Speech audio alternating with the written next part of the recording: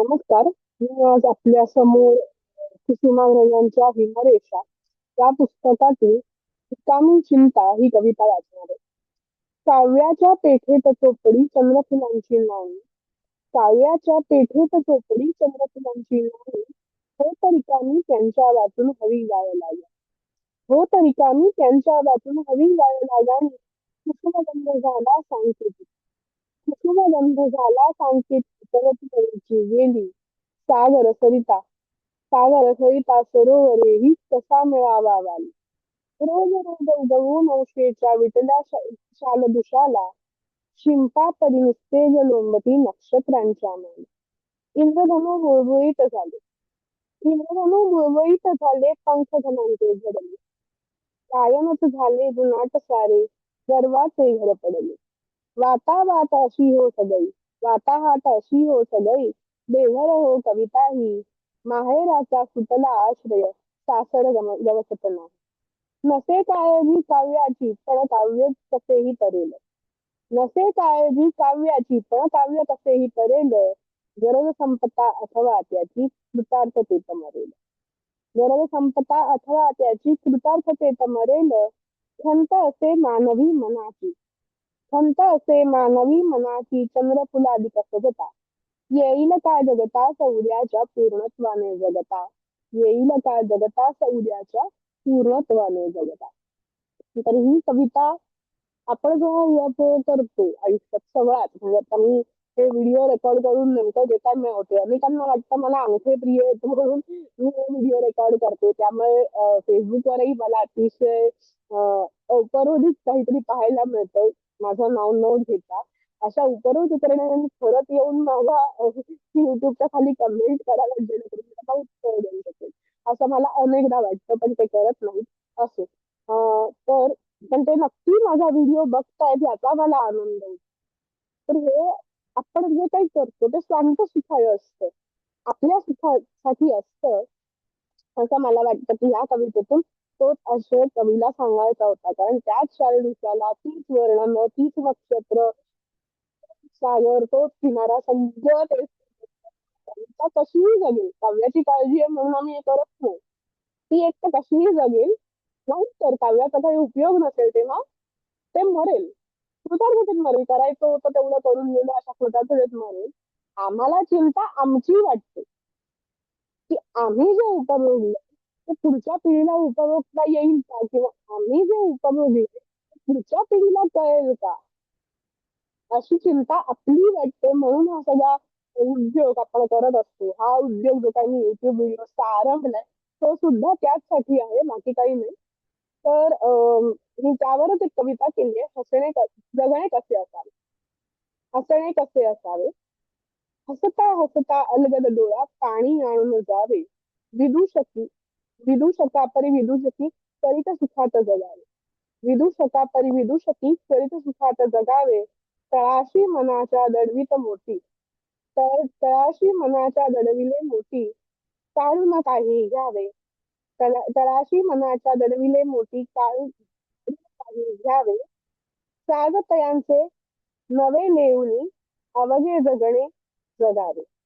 सागतयांचे नवे नेऊनी अवघे जगणे जगावे. चौकटीतून काळाच्या चौकटीतून काळाच्या आनंदाने मुक्त व्हावे. चौकटीतून काळाच्या आनंदाने मुक्त व्हावे. पक्षी सुंदर पक्षी सुंदर जसा असे तसे गात फिरावे.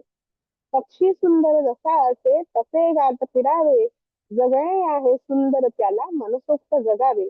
जगणे आहे सुंदर त्याला मनसोक्त जगावे. विचारिता कोणासाठी विचारिता कोणासाठी हे सारे करावे. स्वांत सुखाय स्वांत सुखाय जगत राहावे. स्वतःसाठीच जगावे. जगणे असे असावे. जगणे असे असावे. तर हे सगळं जे काय चाललंय ते स्वतःसाठी चाललंय, स्वतःला आनंद देण्यासाठी चाललंय. हे आपण कायम लक्षात ठेवावं आणि आनंदाने जगावं. आनंदाने दुसऱ्याला जगण्याची प्रेरणा देत राहावं आणि जेणेकरून सर्वांची आनंदाने आयुष्य सुखी जातील अशी प्रार्थना करत पुढे जात राहावं, शब्दाच्या पलीकडे ह्या कवितेतून मला काही सांगायचं नव्हतं.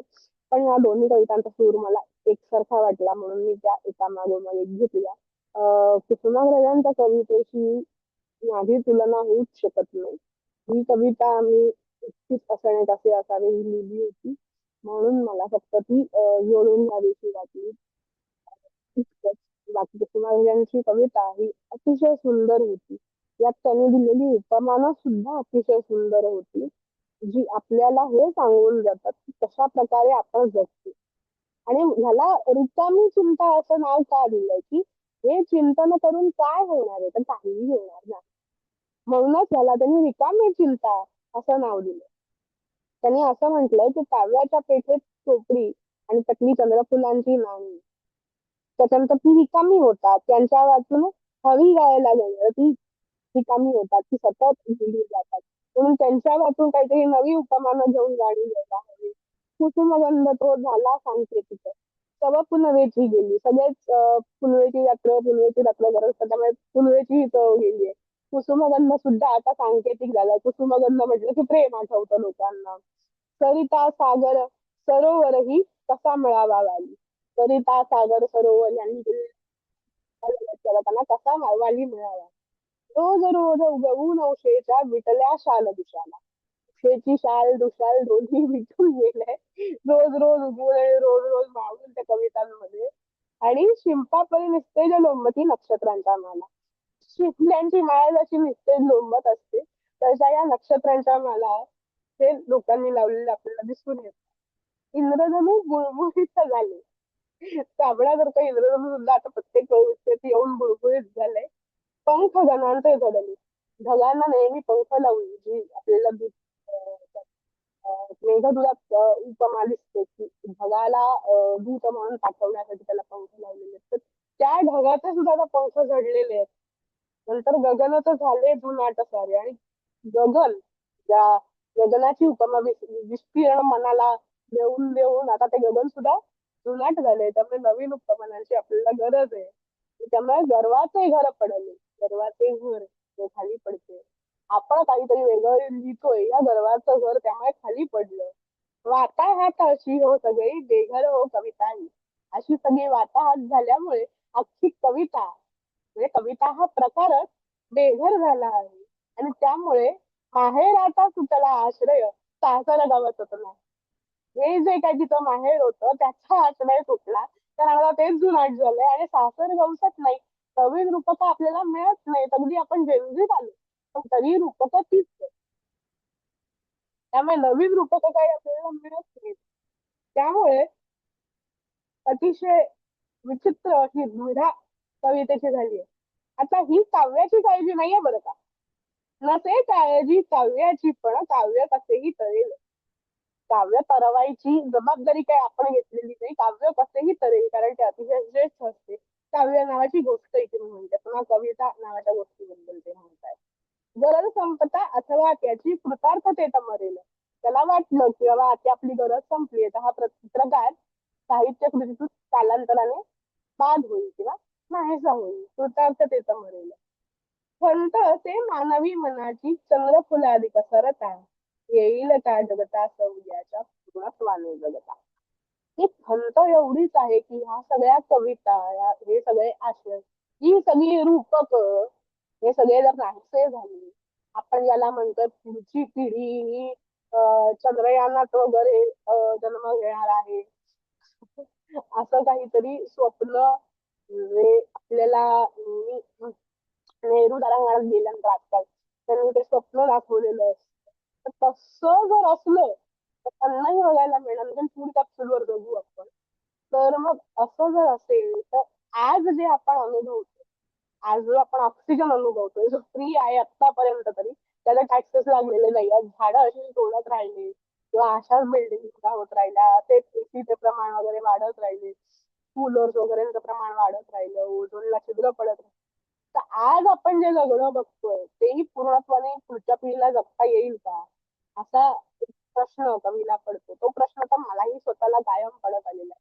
कारण आपण जे अनुभवलंय आसपास जूनच्या आसपास पाऊस सुरू व्हायचा इथे आत्ता पावसाचं काही चिन्ह दिसत नाही.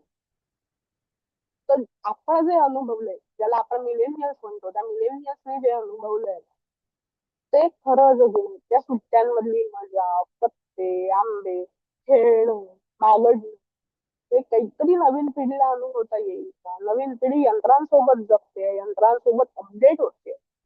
त्यांच्या अपग्रेडेशनच्या आणि अपडेटेशनच्या आम्ही विरोधात नाही आहोत. पण त्याबरोबर तुमचा एक त्या त्या वयाचा इनसन्स असतो. तो इनसन्स तुम्ही जपायला पाहिजे. तो प्रांजळपणा, तो ज्याला आपण म्हणून निरागसता ती तुम्हाला जगता येईल का? आणि आयुष्य पूर्णत्वाने जगता येईल का? आनंदाने जगता येईल का?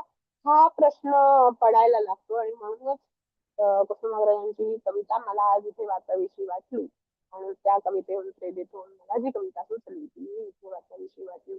आपल्याला कसं वाटलंय सादरीकरण नक्की सांगा. दोन्ही कवितांविषयी सांगू शकता किंवा माझ्या कवितेला तितकंसं डावलून कुसुमाग्रजांची कविता म्हणूनच मी आधी घेतली. ती तुम्ही सादरीकरण कसं वाटलं याही विषयी सांगू शकता. धन्यवाद.